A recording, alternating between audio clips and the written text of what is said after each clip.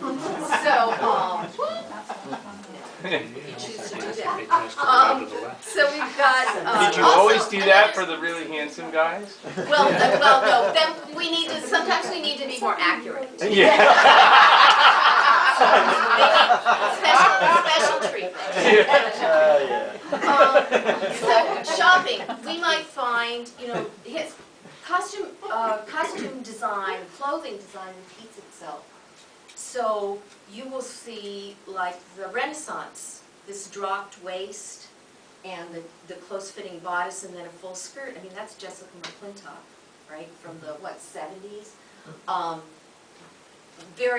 And that fashion comes back a lot, especially for bridal dresses, bridesmaids dresses, little girl dresses, that kind of thing.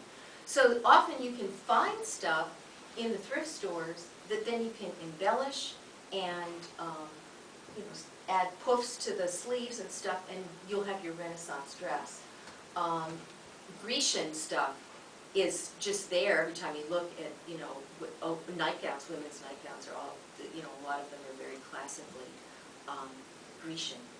And the same thing goes for medieval. You have this very kind of flat-fronted, flowing look. That comes back a lot. So when we did these things, looking for goddesses, we had a lot more freedom to do whatever we wanted. So we found some ready-made. This is a ready-made dress. You can see, including this wonderful beaded thing here. And we added this to it, and we added this. And we had to add this because it was a little low. She was a little bosom. And then we added sleeves. But there's, you can see the basic dress that's there underneath that. And we did the same thing for the other two goddesses as well. We had this sort of Grecian goddess look that we got at Jomar Fabric in Philadelphia, $10, stuff like that.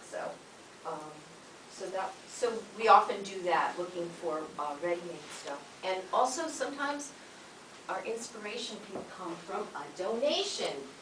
We've been inspired by, for one thing, June. You gave us a lot of great older curtains, linen curtains, and those linen curtains became hats, biggins, the kind of peasant, bring out your dead hat, and aprons, and there's no way you could age fabric so that it had this wonderful, authentic, sturdy linen look. And this, I don't even know who gave us this, but somebody gave us, this was a panel. Remember the kind of dashiki panels? So this was a panel that had this trim, very square across here. And it's just, fantastic. It's got all kinds of silver wire thread in there. And we remade that, and might have been you, right? Did you work on this one? I gave somebody. Time ago. or Jean Small, the other one who might have done it.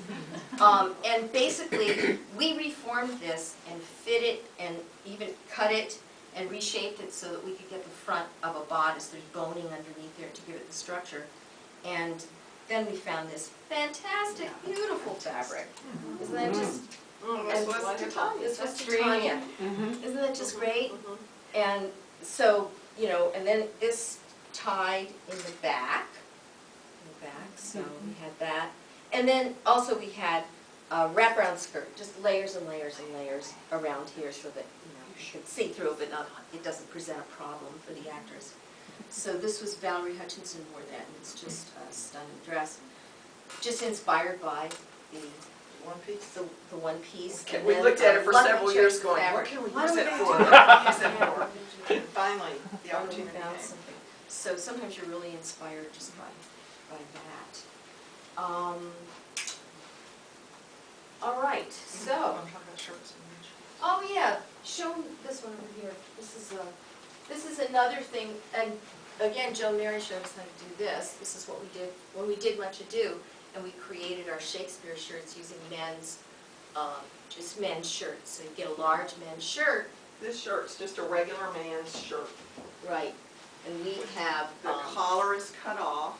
Right, and so the under collar remains. We add trim to the under collar. We sew it up here, leaving an opening. We sew the placket to the underside. We covered the buttonholes. so you don't see that. Leave an opening for the head. This has Velcro closures, which are problematic when you do laundry, which I found out when you have a bunch of Velcro closures and you do a whole bunch of men's They shirts, stick then together. they all stick together. Later on, what we did for some of these is we actually sewed this and left a big opening for the top and at the neck, so it was a pullover. And then the cuffs come off, and depending on what time period you want, depends on what you put here. Just like it depends on what you put here. Some that we have is really long because it was like Renaissance, but other is just, very simple. So, and for this, when we did Much Ado, it was kind of this summery look, and we actually had the sleeves rolled up, so that, after you cut the cuff off, then you created too short a sleeve. So having it rolled up was fine, but later on we've had to add longer sleeves. So that's another kind of found thing that we have. And this, yeah, you may see here, this actually has authentic tie-on sleeves, which is a very Renaissance.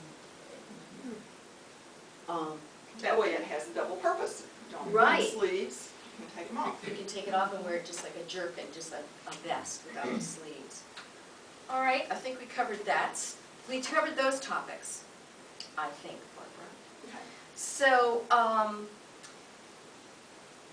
so going back to the idea of we're creating another universe, creating another place that we're going to, this imaginary world for the audience. So in that you may have a history, like when we did last year, Henry IV, so that we're really bound to a historical period, and we're recreating the coats of arms, and as much as possible. Linda painted shields with coats of arms, and we appliqued rampant lions and things like that. You may also have fantasy, which is what we've done over here with the Tempest. We've got this goddess, so we're kind of getting a Grecian kind of thing, but also, we've got the sparkly fantasy stuff. You can show them the medieval is really fun to do because it has such goofy hats. You can imagine. Yes. Not really. Yeah. And this is like, there it is. There it is. We're helped by, there are a number of pattern companies that have historical patterns. This is just a Butterick pattern with, the hat, the hennin, created there. This is, another medieval look. Actually, Tanya wore this.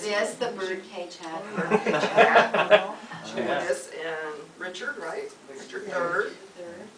As well as the As dress well as that's the underdress here. And then there are some very historical patterns that you would use to create this, such as Period Patterns is one company that does stuff for a lot of recreation, a lot of, the SGA, the Society for Creative Anachronism, all those kind of reenactors. And so they have very authentic patterns with very authentic notes.